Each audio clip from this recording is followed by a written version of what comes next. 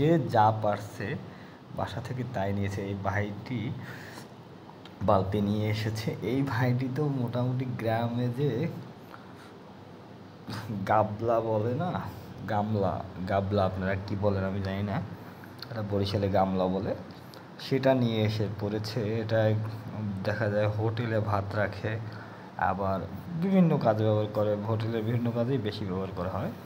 তো উনি তো মোটামুটি একটি বালতি নিয়ে এসেছে। এটি একটি বালতি বলা চলে, এটি বালতির মতোই, কারণ এতে ওই যে রং আছে না, যে ঘর ভেতরে রং করে রঙের বালতি নিয়ে এসে পড়েছে।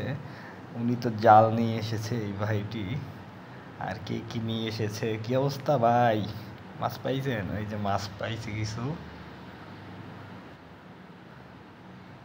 এ আবার ছোট একটি গামলা নিয়ে এসেছে। এখন সেই পানিগুলো সেচে এই জায়গা দিয়ে এই জায়গাতে আটকে ওখান থেকে মাছ ধরবে।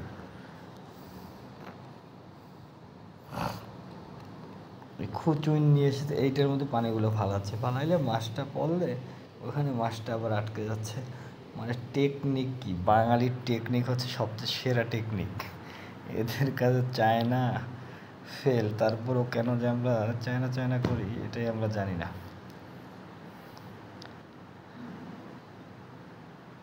ক্লান্ত হয়ে পড়েছে সবাই, জোরে জোরে।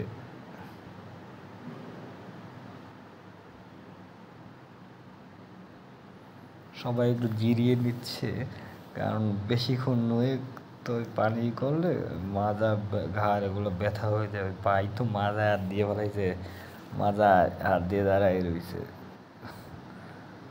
পিচ্ছি দেখতেছে কি করবে, ও বুঝতেছে না, আসলে বুঝতেছে না ও কি করবে। আবার পানি ফেলার কাজ শুরু হয়ে গেছে, দেখা যাক।